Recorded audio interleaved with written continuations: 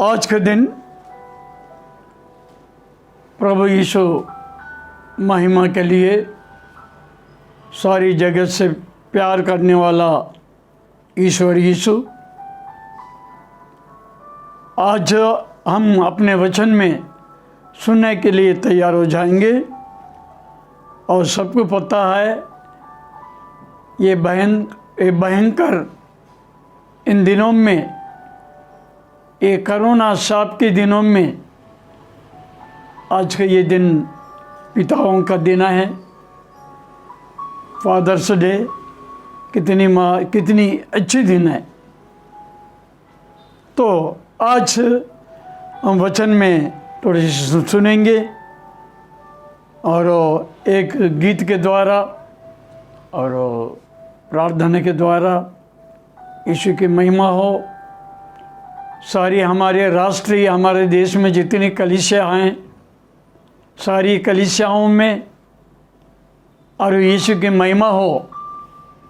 वो आत्मिक रूप से वो हमारे लिए पिता है, संसार के पिता और स्वर्ग के पिता। कितनी महिमा। आइए छोटी से प्रार्थना करें। हे हमारे यीशु पिता, तेरी महिमा, तेरी कृपा, तेरी दया हमारे देश पर, सारे संसार में, जगत में उंडेलते रहे। आज फादर्स डे, पिताओं का दिन है। जो भी वचन तेरा बाइबल में से जो भी हम सुन रहे हैं प्रभु, उस वचन के द्वारा हमें आशीष दे। हमारे देश को विपत्ति से बचा दे। ये हमारी छोटी सी प्रार्थना। इस प्रार्थना को सुन, ग्रहण कर और प्रतिफल दे। यीशु मसीह के नाम में मांगते हैं, आमीन। आइए हम एक छोटी सी गीत गाने के लिए हम तैयार हो जाएंगे, सुनेंगे। गीत के द्वारा पिता की महिमा और माँ की महिमा तो है, और पिता की महिमा कैसी होती है, एक छोटी सी गीत हम सुनेंगे। माँ की महिमा सब ही सुनाते, मैं बतलाऊं क्या है पिता। माँ की महिमा सब ही सुनाते, मैं बतलाऊं क्या है पिता। रोटी कपड़ा और मकान, परिवार का सारा जहां है पिता। माँ की महिमा सब ही सुनाते, मैं बतलाऊं क्या है पिता। माँ की महिमा सब ही सुनाते, मैं बतलाऊं क्या है पिता।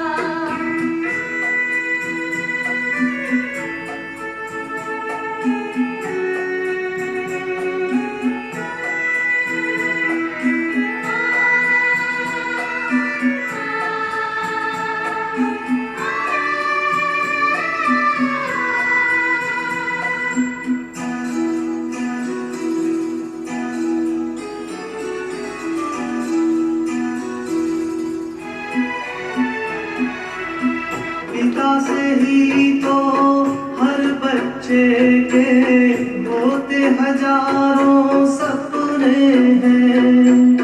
पिता है संग तो हर बाजार के सारे खिलौने अपने हैं।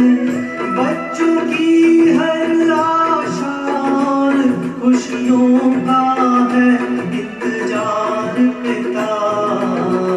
माँ की महिमा सब ही सुनाते, मैं बतलाऊं क्या है पिता। माँ की महिमा सब ही सुनाते, मैं बतलाऊं क्या है पिता।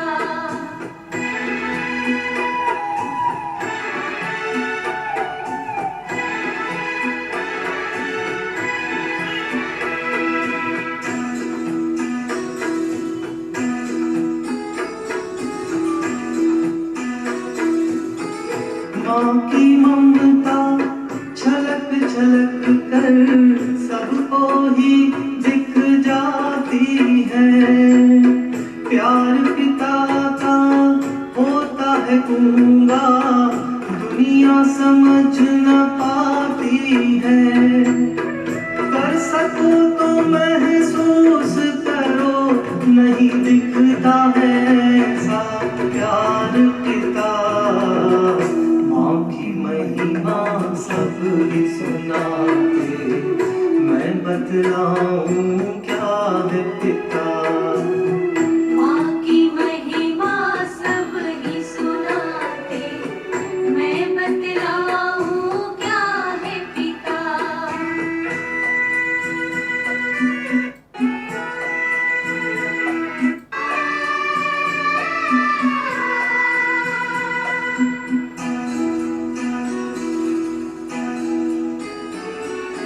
ही तो माँ को अपना एक अलग परिवार मिला। पिता से ही तो माँ को माँ कहलाने का अधिकार मिला। माँ की बिंदी और सुहाग ममता का है आधार पिता। माँ की महिमा सब ही सुनाते, मैं बतलाऊं क्या है पिता। माँ की महिमा सब ही सुनाते, मैं बतलाऊं क्या है पिता। ये बहुत बड़ी अच्छी गीत है, और ये गीत के द्वारा हम जो भी सुना, माँ की जितना महिमा होती है और अब पिता की भी होना चाहिए। सारी संसार में माँ की दुआ, आईचा आशीर्वाद, कई लोग ऐसा कहते रहता है, परंतु पिता की कृपा, पिता की दया करुणा, ये भी बहुत ज़रूरी है। और पिता का जो स्थान है बहुत ही अद्भुत है। आज हम फादर्स डे में पिता के बारे में बाइबल में से थोड़ी से वचनों को हम सुनेंगे। पहला भजन संहिता 79 और 26 वचन में ये लिखा हुआ है, वह मुझे पुकारेगा, वह मुझे पुकार के कहेगा, तू मेरा पिता है, मेरा परमेश्वर और मेरे उद्धार की चट्टान। ये तो दाऊद का गायकों के द्वारा आज हम सुनते हैं। और ईश्वर कहता है वो मेरा बेटा है और उनका मैं ईश्वर हूँ, और मुझे पिता कहकर मेरी ओर घूमकर प्रार्थना करेगा। कितनी अच्छी है। जितनी संसार में कलीसिया के लोग हैं, क्रिश्चियन, मसीही लोग, सारे के सारे लोग अपने बाइबल में जो लिखी हुई अद्भुत नाम यीशु, जीसस, ऐसे कहीं उसकी स्तुति आराधना करना चाहिए। आज हम पिता के बारे में थोड़ी सी वचनों को सुनेंगे।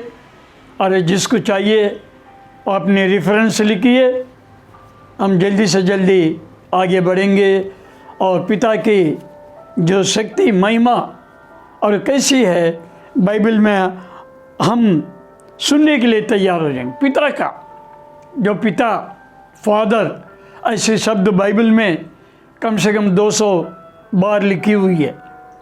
कितनी अच्छी है। ठीक है, लिखिए रेफरेंस जेनेसिस 27:34, यानी उत्पत्ति 27:34, सेकंड नंबर्स 27:4 और गिनती पुस्तक 27:4, सेकंड सामुएल 7:14, दूसरे सामुएल 7 और 14, फर्स्ट क्रॉनिकल 24:2,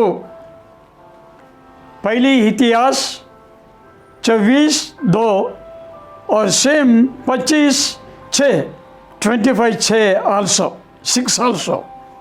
सेकंड क्रॉनिकल 36:1, दूसरी इतिहास 36 और पहली वचन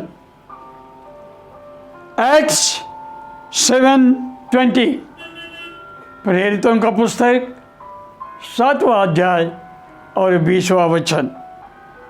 वैसे ही जो संत पौलुस जो लिखा है उस पत्री में एफेसियंस 6:4, एफेसी पत्री और 6:4, कोलिसियंस 3:21, कोलिसियों का पत्री पौलुस का संत पौलुस का पत्री 3:21, आखिरी रेफरेंस 1 जॉन 2:13-14 और पहली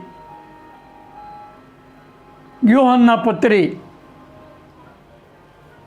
2:13-14। आइए, वचन के बारे में बहुत कुछ है, हम सुनेंगे। वचन ही पिता ही वचन सृष्टि करता है, वो सब कुछ उसी का नाम है। इसलिए गॉस्पल जॉन में लिखा है, यूहन्ना सुसमाचार में लिखा हुआ, पहली आदि में वचन था और वचन ईश्वर के साथ था, और आज हमारे लिए सारी सृष्टि के लिए ये वचन ईश्वर है। कितनी बड़ी है। कई लोग गीत गाने में, प्रार्थना करने में लवलीन होता है, उससे ज़्यादा वचन पढ़ो, सुनाओ, सुसमाचार में अपनी श्रद्धा दिखा दे। इसी में हमारी तरक्की होती है, उद्धार होती है और कई प्रकार की आशीषें मिलती है। इसलिए पहले वचन में ऐसे वचन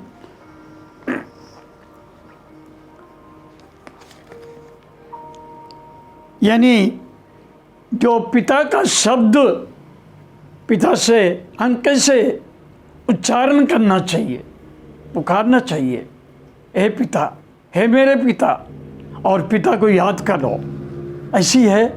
इसमें बहुत कुछ है, मैं बताता हूँ। यहाँ 9 है। एक है पिता के घर वापस आना, और दूसरी पिता की कुल होती है, पिता की वंश होती है, और वैसा ही और पिता के द्वारा ही सब कुछ होता है। उतना ही नहीं, आरोन के पुत्रों का, उसके पुत्रों का पिता जो आरोन और ईश्वर के साथ वह अपनी काज में थे, उतना ही नहीं, और ईश्वर की स्थान कैसी होती है और पिता की स्थान कैसी होती है, और घर में हमेशा हम पिता को जानना चाहिए। ऐसा कई प्रकार की है। ठीक है, पहली विषय हम सुनेंगे और थोड़ी सी वर्णन, ज़्यादा वर्णन तो नहीं कर सकता हूँ, और समझने के लिए कोशिश करेंगे हम सब। इस वचन को कोई मनुष्य के द्वारा नहीं, कोई मनुष्य की आत्मा के द्वारा, यानी ईश्वर की पवित्र आत्मा के द्वारा ये समझना चाहिए, और हमें आशीषों का ढेर भर के हमें प्रभु आशीष देंगे।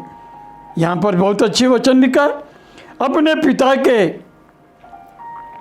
यहाँ बात सुनते ही येशू ने अत्यंत ऊंचे और दुख भरे स्वर से चिल्लाकर अपने पिता से कहा, है मेरे पिता, मुझको भी आशीर्वाद दे।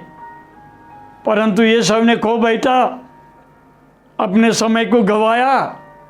अगर सही समय पर अपने पिता ये इसहाक के पास आता हो तो वो आशीष पाता।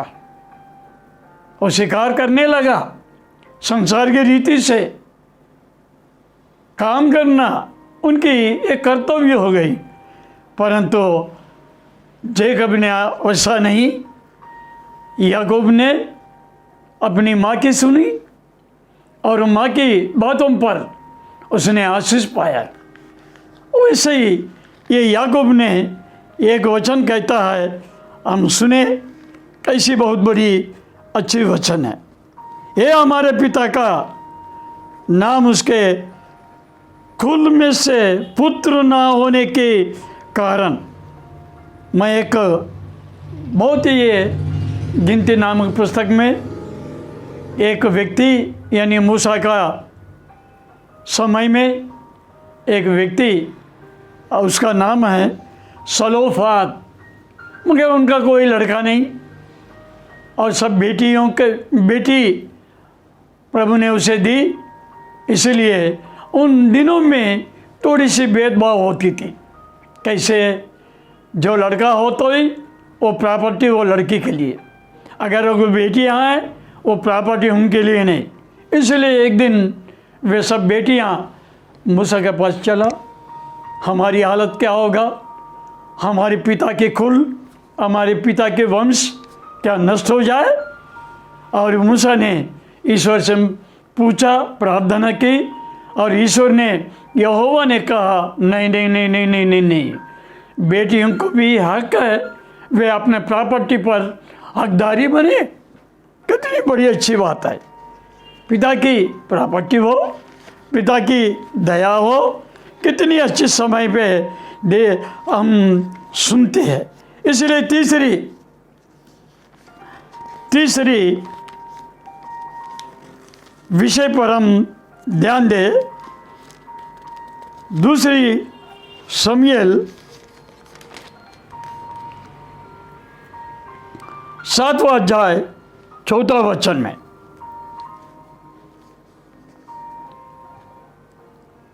मैं उसका पिता ठहरूंगा और वह मेरा पुत्र ठहरेगा और मैं उसका पिता बना रहूँगा। कितनी बड़ी, ये तो ईश्वर ने कहता है, दाऊद से कहता है। दाऊद से कहने के लिए नातान नबी को कहता ईश्वर, जाओ अपनी मेरा बेटा दाऊद से कहो, उनके जो जन्म होता है, कमर से जन्म होता है, उस सलोमन को मैं उनके लिए पिता ठहराऊंगा। ये दाऊद से कहने के लिए नातान और ईश्वर और नातान से कहता है। मेरे प्रिय मित्रों, मेरे प्रिय लोग, वचन पढ़ो, वचन के आगे अपने सर झुकाकर वचन को बार बार देखे, बार बार सुने, बार बार ध्यान करे, और ईश्वर वही वचनों में ही वो दिखता है। मतलब उनका कोई स्वरूप नहीं, केवल शक्ति, सामर्थ, उल्लास होता है। ये सब हम पाने के लिए ईश्वर ने हमें समय दिया। और एक बात है, और वैसे ही पहले इतिहास में हम देखें, याजकों को सौंप दिया ये कार्य कैसी होती है, परंतु नादाब और अबीहू अपने पिता के सामने पुत्रहीन मर गए। इसलिए याजक का काम एलिएजर और उनका दूसरा बेटा और इतामार, उन लोगों को सौंप दिया है। अहरोन को दोनों बेटे ने सही सलामत और ईश्वर की याचना नहीं की, आराधना ना की, इसलिए ईश्वर ने उसे मार डाला। कितनी बड़ी दुख की बात होता है।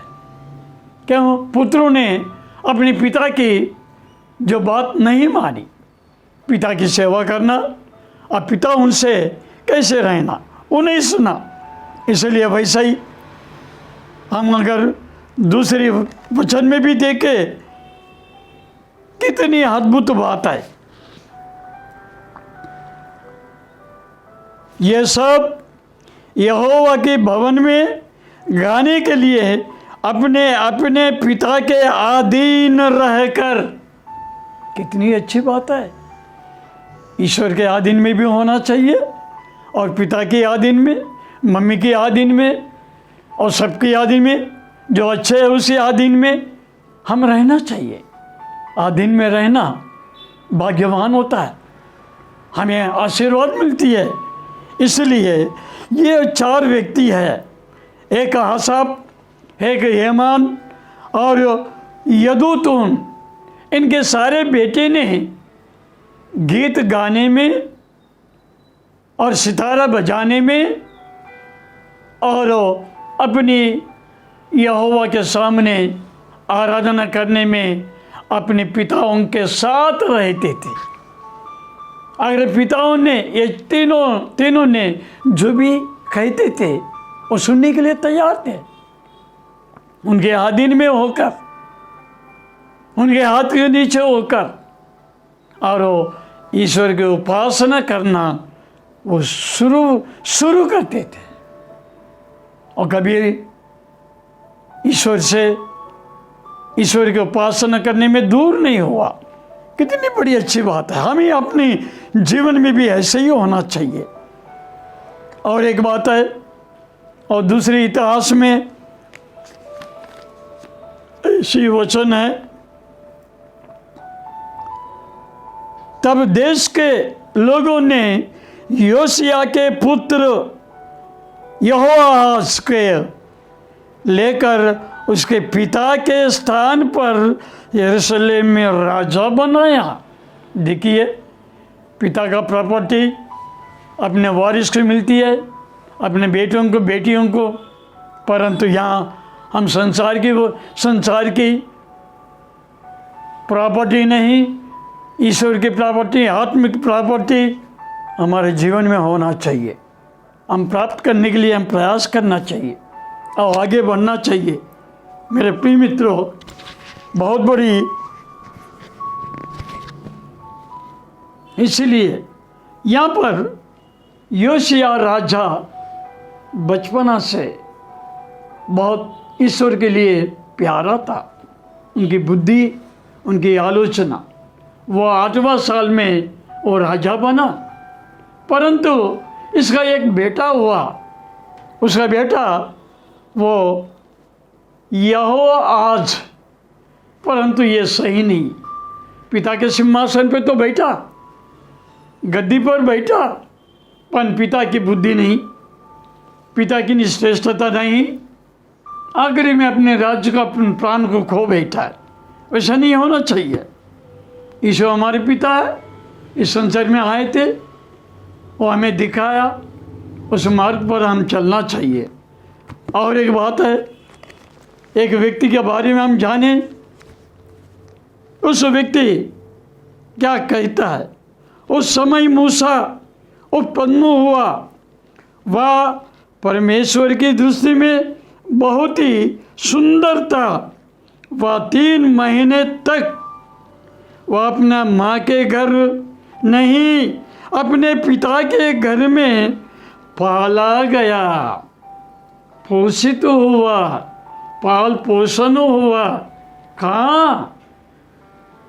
मिस्र देश के राजा, उस राजा के बेटी, उनके घर में नहीं, 3 महीना अपने पिता के घर में पाल पोषण। और यीशु ने बंदोबस्त किया, ईश्वर ने बंदोबस्त किया, यहोवा ने बंदोबस्त की।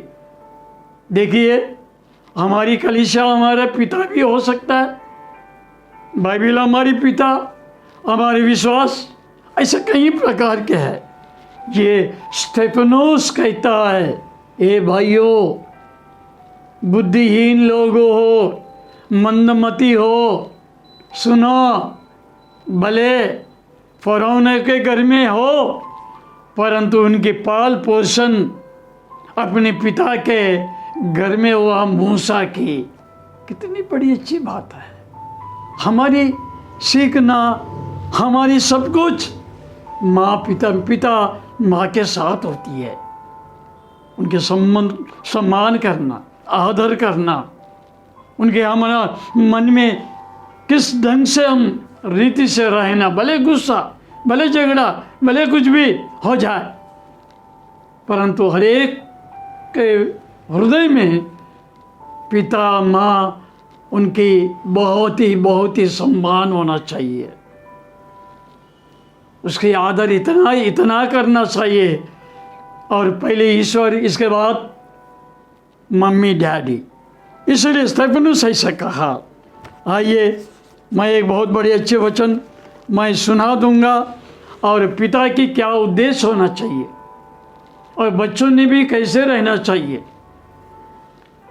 और पौलुस इस तरह उन्हें सिखाता है, अपने कलीसियाओं को लिखता है। ये पितरों, जो बच्चों की पिता के ढंग से रहना चाहिए, यहाँ सिखाता है। क्योंकि आज हमारे देश विपत्ति में हो, हमारा देश एक पिता भी होता है। देश की रक्षा हमारे पिता की।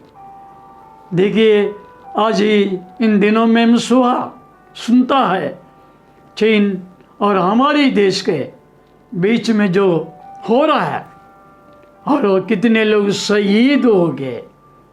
उनके लिए हम सैल्यूट करना चाहिए, उनके लिए प्रार्थना करना चाहिए, उनके परिवार के लिए प्रार्थना करना चाहिए। ये रीतना अपनी मन भावना के साथ हमारे देश को, हमारे देश के लिए उस बॉर्डर में जो शहीद हुआ, उनके लिए हम अपना मन में सैल्यूट इतनी ऊंचे से करना चाहिए। तब हमारा ईश्वर हमारे देश को रक्षा करेंगे, हमारे देश के नेताओं को, नायकों को आशीष दे। इसलिए अपने बहुत बड़ी अच्छी बात है ये बच्चे वालों, यानी ये पिता जो पिता बना, अपने बच्चों को रिस ना दिलाओ, परंतु प्रभु की शिक्षा और चेतावनी देते हुए उनकी पाल पोषण करो। कितना आज के कितने पिताओं ने अपनी दुर्भाग्य स्थिति में है, बच्चों का लापरवाह, वो अपने पियक्कड़ बनता है, दुष्टता में रहता है, अपने बच्चों के कोई परवाह नहीं करता है। ऐसे कई लोग हैं, धनवान भी है, दरिद्र भी है, मगर पिता का जो हक होता है बच्चों पर, उसके पाल पोषण करो, उसे गुस्सा मत दिला और उसकी आलोचना को पहचानो। वैसा ही और एक भी बहुत अच्छी वचन है, वो कुलसी के पुस्तक में लिखी हुई है।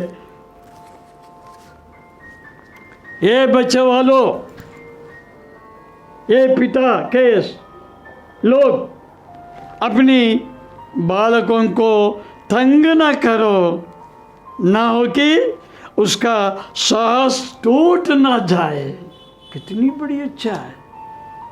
पिता बनने से कुछ नहीं, पिता की कर्तव्य निभा अपने बच्चों पर, छोटे से लेकर जब तक जवान होता है तब तक अपने पिता सारी कष्ट अपने बच्चों के लिए करना चाहिए। तंग ना करे, क्रोध ना करे, और अपने बच्चों को इतनी श्रद्धा देना चाहिए। ऐसे लिखा हुआ है। वैसा ही और यूहन्ना के और पुत्री में भी, और यीशु के चेला यूहन्ना लिखता है। क्या लिखता है?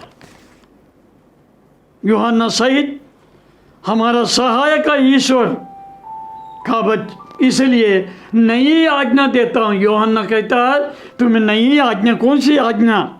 अपने पुत्रों के लिए, पिताओं के लिए कैसी आज्ञा देता है, और कैसे बच्चे अपने माता पिता के साथ रहना चाहिए। ये पितरों, मैंने तुम्हें इसलिए लिखा है कि जो आदि से है तुम उसे जान गए हो। ये जवानी, मैंने तुम्हें इसलिए लिखा है कि तुम बलवंत हो और परमेश्वर का वचन तुम्हें बना रहे और परमेश्वर के वचन बना रहता है और तुमने उस दुष्ट पर जय पाई। यानी पिता हो या जवान बच्चे हो, संसार पर जय पाना चाहिए। आइए हम छोटी सी प्रार्थना करें। हमारे पिता यीशु मसीह, इस वचन को हम जो सुनते हैं प्रभु, ग्रहण करने के लिए शक्ति हमें प्रदान कर। ये हमारी प्रार्थना है प्रभु। सारे जगत में, सारी कलीसियाओं में, सारी भाषाओं में, सारी लैंग्वेज में और तेरी महिमा दिखा दे। ये छोटी सी प्रार्थना तो सुन, कबूल कर। यीशु मसीह के नाम में हम मांगते हैं। आमीन आमीन। God bless. Best of luck.